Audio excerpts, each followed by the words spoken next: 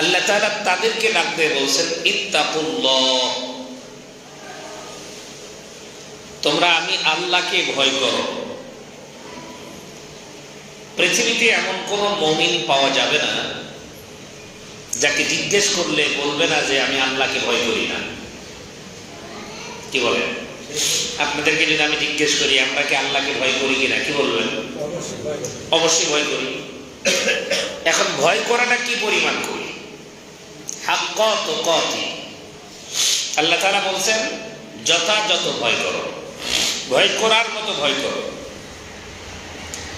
যথাযথ ভয়, ভয় করার মতো ভয়, এটা আবার কেমন ভয়? মোট কথা হলো ভয় এমন একটা জিনিস, আল্লাহ আমাকে আপনাকে কোনো অর্ডার করলে সেই অর্ডার কোনো প্রশ্ন ছাড়াই কি করব? বলেন, কোনো প্রশ্ন ছাড়াই কি করব? পালন করব। কিন্তু ভালো করে লক্ষ্য করে দেখেন তো আল্লাহর ডাকটাকে কি পরিমাণ গুরুত্ব দেই আর দুনিয়ার জমিনের মানুষের ডাককে কি পরিমাণ গুরুত্ব দেই। খুব খেয়াল করবেন, এখানে কেউ যদি চাকরি করেন অথবা ধরে নেন একজন কৃষক কৃষি কাজ করে, তার জন্য কৃষি অফিস থেকে কিছু বীজ দেওয়া হবে, টাইম দেওয়া হয়েছে সকাল 8টায়, আপনি যাবেন কয়টায়? আপনারা কিন্তু, আমি কিন্তু বলি নাই, কয়টায় যাবেন? 7টায় বা 7:30টায়। কেন? 8টায় কি দিবে? বীজ দিবে। আচ্ছা, অত দূর না হয় না গেলাম, খুব বেশি দূর না। আপনারা যদি একটু চেক করতে চান, এই আমাদের দুবলাগাড়ি হাসপাতাল যে আছে, হাসপাতালের ঔষধ দেওয়া শুরু হয় সকাল 9টায়। আপনার বিশ্বাস না হয় আপনি গিয়ে দেখেন 8টার আগের থেকেই ওখানে সিরিয়াল। কি পাওয়ার আশায়? কিসের জন্য? হ্যাঁ, কি বললেন? ও 6টার থেকে সিরিয়াল। আচ্ছা, তাহলে 6টার থেকেই সিরিয়াল। কি পরিমাণ গুরুত্ব! পক্ষান্তরে আপনি একটা অফিসে চাকরি করেন, অফিসের যিনি ম্যানেজার, যিনি হেড, অফিসের যিনি মূল কর্তা, এনার সাথে সম্পর্ক ভালো থাকলে প্রমোশন ভালো হবে না খারাপ হবে? হ্যাঁ, ভালো সম্পর্ক থাকলে প্রমোশন হওয়ার কি আছে? সম্ভাবনা আছে। আর সম্পর্ক যদি ভালো না থাকে, সে ধরে নেন আপনার বস, আপনার অফিসের বস রাত 10টায় আপনাকে ফোন দিয়েছে যে আপনি যেখানেই থাকেন, যে অবস্থায় থাকেন, এই মুহূর্তে আমার সাথে দেখা করেন। আমি যেহেতু এই অফিসে চাকরি করি, বস যেহেতু ফোন দিয়েছে, তাহলে সেই ক্ষেত্রে আমার আপনার অবস্থানটা কি হবে? কি বাড়িতে শুয়ে থাকবেন না ডাকে সাড়া দিবেন? কেন? এদিকে স্ত্রী ডাক দিয়ে বলতেছে আমি তো কয়েকদিন পর তোমার বাড়িতে আসলাম, বাবার বাড়িতে ছিলাম। বস রাত 10টায় ডাকছে বলি কি তোমার রাত 10টায় যেতে হবে না? তুমি রাত 10টায় না গিয়ে কাল সকালে যাও, বসকে বলে দাও। তখন আপনি স্ত্রীকে বুঝাবেন, বিবিরে, বসকে যদি আমি সন্তুষ্ট করতে পারি তাহলে আমার প্রমোশনটা পাক্কা, আর যদি বসকে অসন্তুষ্ট হয়ে যায় তাহলে আমার প্রমোশন আর হবে না, প্রমোশন কিন্তু ঠেকে যাবে। তুমি তো আসোই, তোমার সঙ্গে প্রেমের কথা না হয় আজকে বলতে না পারলাম, কিন্তু কালকে বলতে পারবো, কিন্তু প্রমোশন যদি আমার ঠেকে যায় তাহলে কিন্তু আমি আর উপর লেভেলে যেতে পারবো না। স্ত্রীকে বুঝাইলেন। সন্তান যদি আপনার হাত পাও টেনে ধরে, তাও সন্তানকে বুঝাবেন, বাবা আজকে যে 2 টাকা দামের চকলেট কিনতেছি, প্রমোশন হইলে তোমাকে 10 টাকা দামের চকলেট দিতে পারবো। আচ্ছা বলো তো দেখি, তুমি 2 টাকা দামের চকলেটেই সন্তুষ্ট থাকতে চাও না 10 টাকা দামের চকলেট খেতে চাও? তো বাচ্চা তো অবশ্যই 10 টাকা দামেরটাই বলবে। তো 10 টাকা দামেরটা যদি তুমি খেতে চাও তাহলে আজকে আমাকে একটু চুরি দিতে হবে, কারণ এই মুহূর্তে আমাকে কে রাখছে? বস। তাহলে আপনার মাও যদি ডাক দেয়, আপনার বাবাও যদি বলে, ওই রাত 10টায় আপনার বাবা মার কথাও শুনলেন না, স্ত্রীর কথাও শুনলেন না, বোনের কথাও শুনলেন না, কারো কথা শুনলেন না, বরং সবাইকে বুঝ দিয়ে কার ডাকের সাড়া দিলেন? বলেন না, কার ডাকে? মুসলমান বন্ধুরা আমার খেয়াল করেন, দুনিয়ার জমিনের ভিতরে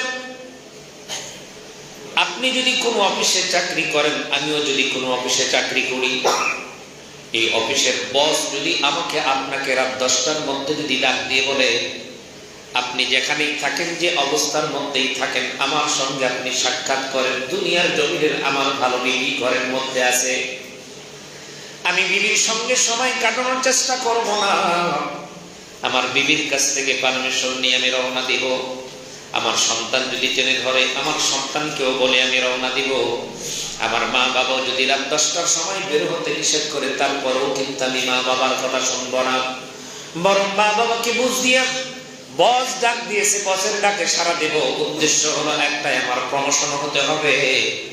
মুসলমান বন্ধুরা আমার, দুনিয়ার জমিনের ভিতরে প্রমোশন পাওয়ার জন্য বসের ডাকে সাড়া দিলাম, একটা বার একটু ভেবে চিন্তে কথা বলে বুঝে বলেন তো দেখি, শেষ রাত্রে বেলায় আল্লাহ রাব্বুল আলামিন ইশার নামাজের পরে আপনি ঘুমায় গেছেন, ঘুম থেকে আপনি 1 ঘন্টা নয়, 2 ঘন্টা নয়, 3 ঘন্টা নয়, 4 ঘন্টা নয়, 5-6 ঘন্টা ঘুমানোর পরে আল্লাহ রাব্বুল আলামিন শেষ রাতের বেলা মুয়াজ্জিনকে দিয়ে ডাক দেয়, আসসালাতু খায়রুম মিনান নাওম। এই দুনিয়ার জমিনের যত বস আছে, দুনিয়ার জমিনের ভিতরে যত রকমের অফিসিয়াল বস থাক না কেন, সবগুলা বসে এক জায়গায় করলে আমার আল্লাহর ধারে কাছেও কিন্তু কেউ হবে না। বুঝে থাকলে বলেন ঠিক কিনা? সেই আল্লাহ রাব্বুল আলামিন শেষ রাতের বেলায় আপনাকে আমাকে বাজারে সূর্য ওঠার মাত্র কয়েক মিনিট আগে আল্লাহ পাক ডাক দিয়ে বললেন, আসসালাতু খায়রুম মিনান নাওম। ও গোলাম, আমি তোমারে ঘুম দিয়েছিলাম, ঘুম থেকে নামাজ উত্তম, ঘুম থেকে নামাজ উত্তম, ঘুম থেকে নামাজ উত্তম। বান্দা তুমি ঘুম থেকে জাগো আর নামাজের দিকে আসো। বুঝে থাকলে বলেন, আজান আপনার কানের মধ্যে টাচ টাচ করে পড়ার পরেও আপনার আমার কিন্তু ঘুম থেকে ওঠা হয় নাই, কারণ আমার কাছে প্রমোশনের কোনো চিন্তা নাই। একটু বুঝে থাকলে বলেন তো দেখি, আমার আল্লাহর ডাকের সাড়া দেওয়া দরকার আগে না বসের ডাকের সাড়া দেওয়া দরকার আগে? তাহলে আমি আল্লাহ ডাক দিল, আল্লাহর ডাকে সাড়া দেই নাই। আল্লাহ তো আমার ঘুম দিয়েছিল। এ মুসলমান, গতকালকেই তো আব্দুল সবুর হুজুরের সঙ্গে মাহফিল করলাম, জামিল মাদ্রাসার আব্দুল সবুর হুজুর। তিনি বলতেছিলেন, বাবা ঘুম হয় না, ঘুম হয় না, ট্যাবলেট খাইলাম তারপরও রাতের বেলা ঘুম হয় না, আর ঘুম যখন না হয় তখন শরীরটা কেমন যেন খারাপ লাগে, আমাদের মধ্যে ঘুম হয় না। আর ঘুমটাও দুনিয়ার জমিনের কোন ডাক্তারের পক্ষে দেওয়া সম্ভব নয়, একমাত্র ঘুম যিনি দেন বলেন আওয়াজ করে তিনি কে? ওয়াজআলনা নাওমাকুম সুবাতা ওয়াজআলনাল লাইলা লিবাসা ওয়াজআলনান নাহারা মাআশা ওয়াজআলনা নাওমাকুম সুবাতান। আল্লাহ বলেন, গোলাম রাতের বেলা আমি আল্লাহ রাব্বুল আলামিন তোমার ঘুম দিলাম, ঘুম। বান্দা তুমি ঘুমাও। এই ঘুমানোর পরে ফজরের সময় আল্লাহ আপনাকে ডাক দিল। দুনিয়ার জমিনের বসের ডাকের সাড়া দেওয়া যায়? দুনিয়ার জমিনের মধ্যে যদি আমার নেতা ডাক দেয়, আর নেতা যদি আমাকে বলে, শোনো আমি তোমার এলাকার মধ্যে যাব, সেমিনার করব, আমি সেই জায়গার ভিতরে আমি কথা বলবো, তোমরা আমার জন্য একটা মঞ্চ তৈরি করো। ও মুসলমান, নিজের টাকা কি আর টাকা মনে করি না, নিজের টাকা খরচ করিয়া আমার নেতাকে খুশি করার জন্য নেতার জন্য একটা পেনা বানাইলাম, পেনার মধ্যে নেতার ছবি দিলাম, পেনার মধ্যে নেতার মার্কা দিলাম, পেনার এক কোণার ভিতরে আমার ছবিটাও ঢুকাইয়া দিলাম, কারণ আমি নেতার একজন খুব কাছের একজন কর্মী। আমার ছবিটাই কিন্তু সবচাইতে ছোট, আর যার ছবি আমি বানাইলাম আমার নেতার ছবি সবচাইতে বড়। তার মানে কেন? কারণ কি? উদ্দেশ্য হলো একটাই, নেতা যদি মন খারাপ করে আমার কর্মীগিরি থাকবে না, আমার পদ থেকে বহিষ্কার করবে।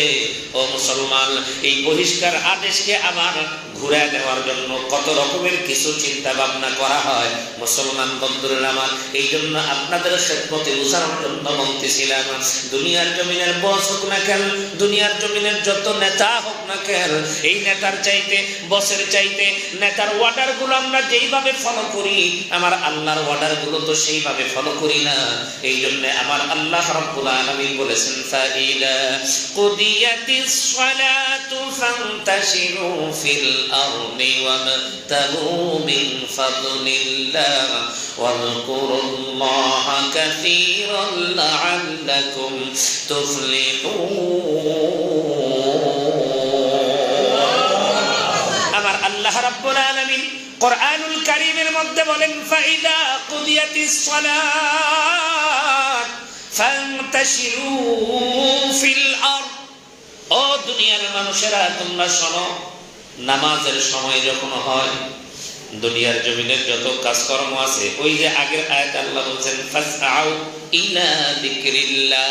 বান্দা যখন তোমার কানের ভিতরে আযান পড়ে যায়, যখন তোমার কানে আযান পড়বে, তখন তোমার আর কোনো কাজকর্ম চলবে না, সব কাজকর্মকে বাদ দিয়া ফাইদা কুদিয়াতিস সালাত, নামাজের জন্য তোমরা রওনা হয়ে যাও, নামাজ আদায় করো, নামাজ পড়ো। নামাজ পড়ার পরে আমার আল্লাহ রাব্বুল আলামিন বলেছেন, ফাইদা কুদিয়াতিস সালাত ফান্তাশিরু ফিল আরদ। নামাজ হয়ে গেছে, এবার যাও জমিনের ভিতরে রিজিকের জন্য তালাশ করো। ওয়াবতাগু মিন ফাদলিল্লাহ, তুমি তালাশ করো রিজিক তালাশ করো। তাহলে প্রথম নাম্বার আল্লাহ কিসের অর্ডার করেছেন? নামাজের। বলেন কিসের অর্ডার? নামাজের অর্ডার করেছেন। আপনি একজন মুসলমান, আপনি নামাজ না পড়ে আপনার দোকান খুললেন, ফজর নামাজ আপনি পড়েন নাই, 8টার সময় এসে আপনি দোকান খুলেছেন। আপনি কি খেয়াল করেছেন আপনার পাশের যেই দোকানদার হিন্দু, ওই দোকানদার ঘরের ভিতরে ঢোকার আগে ওর কাছে কিন্তু ওর ধর্মের যে একটা সিস্টেম আছে, দেখবেন 2টা আগরবাতি জ্বলায়, দেখছেন না আপনারা?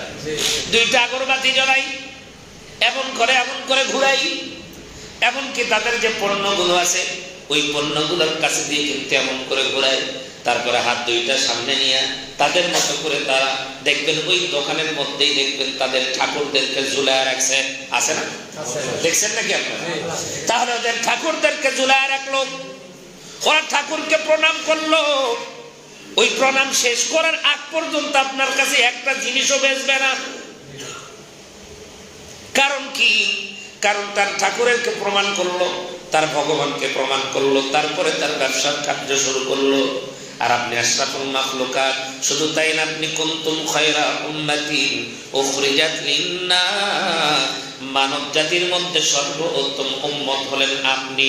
আপনি হলেন মুহাম্মাদুর রাসূলুল্লাহ সাল্লাল্লাহু আলাইহি ওয়াসাল্লামের উম্মত। আপনি দরজা খুললেন, আপনি আপনার দোকান খুললেন, ফজরের নামাজ আপনার পড়া হয় নাই, আপনি কিন্তু আপনার মালিকরে ডাকতে পারেন নাই। একজন বিধর্মীর কাছ থেকে সে যদি যেইভাবে তার ধর্মকে পালন করলো, অথচ আমার আল্লাহ রাব্বুল আলামিন বলেছেন, আল ইয়াউমা আকমালতু লাকুম দীনাকুম ওয়া আতমামতু আলাইকুম নি'মাতি ওয়া রাদিতু লাকুমুল ইসলাম দীনা। আল্লাহ রাব্বুল আলামিন দ্বীনকে পরিপূর্ণ করে দিয়েছেন, ইসলামকে আল্লাহ তাআলা পরিপূর্ণ করে দিয়েছেন। ইন্নাদ দীনা ইনদাল্লাহিল ইসলাম। আল্লাহ রাব্বুল আলামিনের নিকটে সবচাইতে প্রিয় আমার আল্লাহর কাছে সেই দ্বীনের নাম হলো ইসলাম। বলেন দ্বীনের নাম কি? ইসলাম। যে ইসলামকে আল্লাহ তাআলার মনোনীত ধর্ম, যেই দিনকে আমার আল্লাহ রাব্বুল আলামিন বড় পছন্দ করেন, যেই দিন সম্পর্কে আমার আল্লাহ বলেছেন আপনি সেই দিনের একজন কর্ণধর, সেই দিনের একজন মানুষ, সেই দিনের একজন মুসল্লি হইয়া আপনি ব্যবসার কার্য শুরু করলেন, আল্লাহর নামটা আপনার মুখের ভিতরে নিতে পারলেন না, হজরের নামাজ কিন্তু আপনার পড়া হয় নাই। আবার বন্ধুরে আমার, ওরা যখন খাবার খায়, ওদের খাবারগুলো যতই ওরা যা করুক না কেন, দেখবেন হিন্দুরা খাবার কিছু নষ্ট করে, খাবারের লাস্টে কিন্তু ওরা কোনার মধ্যে একটা কিছু খাবার খেয়ে দেয় না? ওদের ধর্মে কি আছে আমি জানি না, আপনাকে আমি একটু বোঝানোর জন্য বলতেছিলাম। খাবারের সময় সে তার ধর্মকে চিন্তা করে খাবার খাইল, কিন্তু আপনি একজন মুসলমান, একটু বুঝে বলেন তো দেখি, আপনি যখন খাবার খাইলেন, খাবার খাওয়ার আগে আমার আল্লাহ রাব্বুল আলামিন হাবিবের মাধ্যম দিয়ে শিক্ষা দিয়েছেন, রব্বানা আল্লাহুম্মা বারিক লানা ফীমা রাযাকতানা ওয়া কিনা আযাবান নার। এই যে দোয়াটা আপনার পড়া, এই দোয়া তো আপনি জানেন না, বিসমিল্লাহি ওয়া আলা বারাকাতিল্লাহ কখন বলবেন ওই বলার তো টাইম নাই। সামনে খাবার পাইছি তো অলরেডি পুরা এক প্লেট চলে গেছে, তখনও মনে হয় নাই। কথা বল না, বলবেন এক প্লেট খাওয়ার পরেও যদি আপনার মনে হয়, আল্লাহ তাআলা কত সহজ করে দিয়েছেন, নবীজি তাও শিখাইছেন, গোলাম এ আমার উম্মতেরা শোনো, খাবার তুমি খাইতেছো, খাইতে গিয়ে খাবার মাঝখানে গিয়ে তোমার মনে পড়ে গেছে খাবারের শুরুতে তোমার বিসমিল্লাহ বলার কথা মনে নাই, তখন তুমি সত্য একটা দোয়া সঙ্গে সঙ্গে পড়ে নাও, বিসমিল্লাহি আউয়ালাহু ওয়া আখিরাহ। আপনি পড়ে নেন, আগের বার বিসমিল্লাহ বলেন নাই, মাঝখানে বিসমিল্লাহ বলার কথা আপনার মনে পড়ে গেছে, আর এই দোয়া বলার কারণে আল্লাহ রাব্বুল আলামিন আগের বিসমিল্লাহ হিসাবে আপনার আমলনামায় গণ্য করে নিবে। তাহলে এত সিস্টেম, এত সুন্দর পদ্ধতি আল্লাহ করে দিয়েছেন। আমি বুঝানোর জন্য বলতেছিলাম, আল্লাহর অর্ডার পালন করে এরপরে যদি আপনি আমি কোনো কাজের মধ্যে যাই, ওই কাজের মধ্যে বরকত দিবেন কে? এটা মহব্বত করে বলেন না, বরকত দেওয়ার মালিক কে? আল্লাহর হুকুম পালন করবেন, নামাজ যাবেন। আল্লাহ তাআলা জিন্দেগিতে কোনোদিন আপনার ব্যবসার মধ্যে লস দিতে পারে না। বলবেন হুজুর এত কিছু করার পরেও কেন লস হয় না? আপনি ভালো করে লক্ষ্য করে দেখেন, আপনার ব্যবসায় লস হওয়ার পেছনে কারণ হলো আপনি আল্লাহর ফর্মুলাই চলেন নাই, অবশ্যই কোনো ডিস্টার্ব করেছেন, যার কারণে আল্লাহ আপনাকে শাস্তি দিয়েছে। আমাদের হালত হলো ব্যবসায় লস হলে আল্লাহকে একদম এবার শেষ, আমার অবস্থা খারাপ, আমি শেষ হয়ে গেছি। কিন্তু যখন আমার লাভ হয়, কই তখন তো আপনাদের কাছ থেকে এত বড় বড় করে কথা কখনো শুনিনি। এবছর ধরে 1 কোটি হয়েছে, এই জন্য খুশি হয়ে 1 লাখ টাকা দান করলাম। করছে এত আসতে পারে 1 কোটি টাকা লাভ করেছেন, 1 লাখ টাকা তো ইচ্ছা করে দান করেন নাই আল্লাহর রাস্তায়। কিন্তু এবছর আল্লাহ একটু কষ্ট দিয়েছে, আল্লাহ 80 লাখ টাকা আপনার নিয়ে নিছে। এমন তো হতে পারতো ওই 1 লাখ টাকা যদি আপনি দান করতেন, আপনার 80 লাখ টাকা সেভ হয়ে যাইতো। বিশ্বাস হয়? এই কথা আপনার আমার নয়। কারণ যাকাত যদি কোনো আল্লাহর বান্দা দেয়, তার সম্পদটা আল্লাহ বৃদ্ধি করে, তার সম্পদটা পবিত্র হয়, আর পবিত্র সম্পদের ভিতরে কখনো কোনোদিন ক্ষতি হওয়ার সম্ভাবনা নাই। এই জন্য বলতেছিলাম, খুব খেয়াল করে কথাটা বুঝবেন, ইত্তাকুল্লাহ হাক্কা তুকাতিহি, ভয় করার মতো ভয় করা লাগবে। আল্লাহর ভয় যদি কলিজার মধ্যে থাকে, বসের ভয় আমাদের করে যায়, কারণ বসের অর্ডার না মানলে প্রমোশন হবে না। কিন্তু বাজান দুনিয়ার জমিনের সকল বসের চাইতে বলেন তো দেখি, আমার আল্লাহর দাম কম না বেশি? তাহলে সেই আল্লাহর অর্ডার মানা লাগবে এমন ভাবে, আল্লাহর হুকুম করতে দেরি হবে, মানতে দেরি নাই। সামি'না ওয়া আতা'না, শুনবো তো মানবো, ঠিক কিনা বলেন? শুনবো আর সঙ্গে সঙ্গে মেনে নিব, এটাই তো আসলে আমার আপনার কথা। কিন্তু বড় দুঃখের সঙ্গে, পরিতাপের সঙ্গে কথাগুলো বলতে হয়, আমরাও আল্লাহকে ভয় করি, এই কথাটা আসলে মুখে বলি, প্রকৃত পক্ষে আমরা কাজে কর্মে আল্লাহর ভয়কে প্রকাশ করতে পারি না। এখন আপনারা বুঝে থাকলে বলেন তো দেখি, আপনার এলাকার ভিতরে কোন দলের নেতা যদি বহিষ্কৃত হয়, আচ্ছা বলেন তো ওই নেতা আবার দলে দেওয়ার জন্য কি কম চেষ্টা করে? অনেক রকমের চেষ্টা কিন্তু করে। যে ভুলটা করছিল ওই ভুলের জন্য সে কি করে? অনুতপ্ত করে, অনুশোচনা করে, অনেক কথা বলে, এটা আমার ভুল হয়ে গেছে, আমাকে দল যদি নাই তাহলে আমি দলের পক্ষে কাজ করব, এই কথাগুলো বলে। এই জন্যই তো আমার আল্লাহ বলেছেন, ওয়াল্লাযীনা ইযা ফাআলু ফাহিশাতান আও যালামু আনফুসাহুম যাকারুল্লাহা ফাস্তাগফারু লিযুনুবিহিম। বোঝেন আর না বোঝেন, আওয়াজ করে কন্যা সুবহানাল্লাহ। আল্লাহ রাব্বুল আলামিন বলেছেন, ইযা ফাআলু ফাহিশাতান আও যালামু আনফুসাহুম যাকারুল্লাহ। আল্লাহ রাব্বুল আলামিন বলেন, যখন কোন বান্দার ভিতরে আমি আল্লাহর ভয় থাকবে, কার ভয়? যখন আমি আল্লাহর ভয় কোনো বান্দার মধ্যে থাকবে, ওই বান্দা যদি কোনো গুনাহ করে, ওই বান্দা যদি কোনো ভুল করে, ওই বান্দা যদি শয়তানের ধোঁকায় পড়ে যদি কোনো খারাপ কাজ করে, ইযা যুকিরাল্লাহ ফাআলু ফাহিশাতান আও যালামু আনফুসাহুম যাকারুল্লাহ, তখন আল্লাহকে স্মরণ করে বলে, আল্লাহ আমি ভুল করেছি। ওই যে বলতেছিলাম দল থেকে বহিষ্কার হওয়ার কারণে দলের কাছে নতজানু হয়। আর একজন আল্লাহর ভয় যার কলিজার মধ্যে আছে, সেও কি করে, যখন বান্দা গুনাহ করবে, যখন বান্দা আল্লাহর হুকুম মানবে না, ফজরের নামাজ হয় নাই, একটু আপনার দিলকে প্রশ্ন করেন তো আপনার ভিতরে কি অনুশোচনা আসছে নাকি, আপনার ভিতরে অনুতপ্ত আসছে নাকি, আপনি কি এটা উপলব্ধি করছেন, আরে আমার তো ফজরের নামাজ হয় নাই, এটা কি এমনটা আপনার অন্তরের ভিতরে আসছে? যদি না এসে থাকে, যতই কন্যা খেন আমি আল্লাহকে ভয় করে, এটা ভুয়া কথা। আল্লাহর ভয় আপনার কলিজার ভিতরে এখন পর্যন্ত ঢোকে না। এই জন্য নামাজ পড়ি নাই, আমার কলিজার ভিতরে থাকতে হবে, আরে সকাল 10টার সময় ঘুম থেকে জাগছি, আমি ভুল করে ফেলছি, ফজর পড়ি নাই, দৌড় দিয়ে যত কাজ আছে সব কাজ বন্ধ, আগে যাবো ওযু করবো, আগে 2 রাকাত ফজরের নামাজ আদায় করবো, আর আল্লাহকে বলবো, আল্লাহ টাইম মতো করতে পারি নাই, তুমি মাফ করে দাও। কথা কি বুঝাবার পারছি? হতেই পারে অনেক সময়, তবে এটা যেন রেগুলার না হয়। আবার এটা বলেন না যে হুজুর তো ফাইন কথা কয়া দিছে, সকাল 10টায় ঘুম থেকে জাগলে তখনই ফজরের নামাজ পড়ে নেব। হ্যাঁ হবে, এটা তার জন্য যে নিয়মিত ফজরের নামাজ পড়ে, কিন্তু কোনো কারণবশত হয়তো ঘুমটা তার ওই সময় না ভাঙ্গিয়া 8টার সময় ঘুম ভেঙে গেছে, 10টার সময় ঘুম ভেঙে গেছে, তার জন্য এইটা চলবে। কিন্তু যেই ব্যক্তি কন্টিনিউ 10টায় ওঠে, কি আবার এটা বলেন না হুজুর আজকে ফতুয়া দিয়ে দিচ্ছে 10টার সময় ফজর পড়া যায়, তবে এটা তার জন্য। হঠাৎ করে যদি কোনো একটা দিন আপনার জন্য ঘুমটা টাইম মতো ভাঙে নাই, দেরিতে ভেঙেছে, ভাঙিছে, এই যে আয়াত অনুযায়ী আপনার ভিতরে অনুশোচনা আসলো, আপনার ভিতরে অনুতপ্ত আসলো, আহারে আমি তো ফজরের নামাজ পড়ি নাই, যত কাম থাক না কেন আমি আগে ফজরের নামাজটা আদায় করে নিব। আপনি যদি চিন্তা করিয়া ফজরের নামাজ যদি আপনি আদায় করে নেন, ওই যে আল্লাহর কথা আপনি স্মরণ করলেন, আল্লাহ রাব্বুল আলামিন বলেন, আমি বান্দার পিছনের সব গুনাহ আমি আল্লাহ মাফ করে নিব। তাহলে আল্লাহর ভয় থাকার দরকার আছে না নাই? 2 নাম্বার আমার আল্লাহ বলতেছেন, ওয়ালা তামুতুন্না ইল্লা ওয়া আনতুম মুসলিমুন।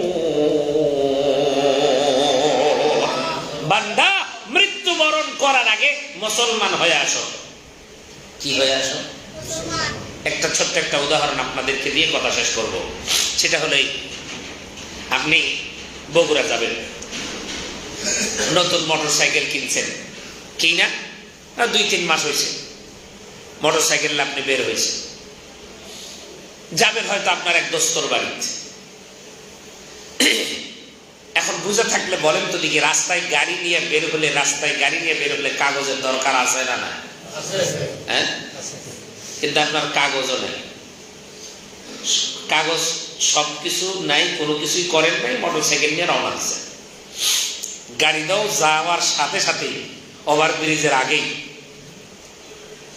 সিগন্যাল দিচ্ছে, কাগজ দেখেন। আপনি বলতেছেন, স্যার এই মাত্র গাড়ি কিনছি স্যার, নতুন গাড়ি স্যার, স্যার কাগজ করার মতো সময় হয়নি স্যার, একটু মেহরবানি করে, মানে আপনার মতো করে যত কথা আছে বলবেন। পুলিশ আপনাকে কি বলবে? গাড়িটা রাইখা ওই যে বাস আছে, বাসে করে সুন্দর করে চলে যাও। আপনারা বুঝে থাকলে বলেন, গাড়িটাও 8 কিলো, সেও 8 কিলো, কিসের কারণে? বলেন বলেন বলেন, কিসের কারণে? আল্লাহ তাআলা বলছেন, বান্দা কবরে আসার আগে 2টা জিনিস নিয়ে আসো। কি? 1, আমি আল্লাহর ভয় নিয়ে আসো। 2, মুসলমান হয়ে আসো। মুসলমান কাকে বলে? আত্মসমর্পণকারী। আত্মসমর্পণ কার কাছে করছি? আল্লাহর কাছে। তার মানে হলো মুসলমান হওয়া অবস্থায় আসো। মুসলমান ছাড়া আসলে, কাগজ ছাড়া আসলে যেমন গাড়ি বগুড়া যাবে না, রাস্তার মাঝখানেই আটকে যাবে, ঠিক তেমনি করে কবরের ভিতরেও যদি আপনি মুসলমান না হয়ে কবরে যান, ওই জায়গার থেকেই আপনার হালত সব আটকে যাবে, আর সামনের দিক যাওয়ার কোনো পথ থাকবে না। এই জন্য আসুন আল্লাহ সুবহানাহু ওয়া তাআলা আপনাকে আমাকে। প্রথম নাম্বার কথা আল্লাহর ভয়। বলেন কার ভয়? আল্লাহর ভয়। 2 মুসলমান হব। আর মুসলমান তাকেই বলে যে আল্লাহর সকল হুকুম মেনে চলে। মুসলমান তাকেই বলে যে আল্লাহর সকল হুকুম মেনে চলে। আল্লাহ সুবহানাহু ওয়া তাআলা আপনাকে আমাকে সবাইকে প্রকৃতপক্ষে মুসলমান হয়ে আল্লাহর কবরে যাওয়ার তৌফিক দান করেন। ওয়া আখিরু দাওয়ানা আলহামদুলিল্লাহি রাব্বিল আলামিন। প্রতিদিন আল্লাহর ঘর মসজিদের জন্য আমরা যে দানগুলো নিয়ে এসে থাকি, এটা মেহেরবানি করে সবাই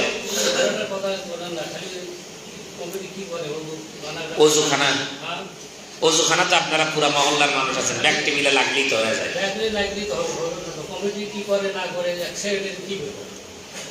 এক সেক্রেটারি কি সব দায়িত্ব নাকি? আপনারা সবাই সবাই মিলে সবাই মিলে কমিটি ধরেন।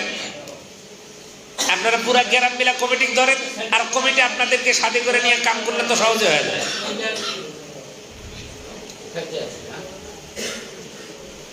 সেক্রেটারি সাহেব তো একা মানুষ, যে কেউ একা কখনো কোনো কাজ সম্পন্ন করতে পারে না, সহযোগীর প্রয়োজন হয়। হ্যাঁ, কমিটি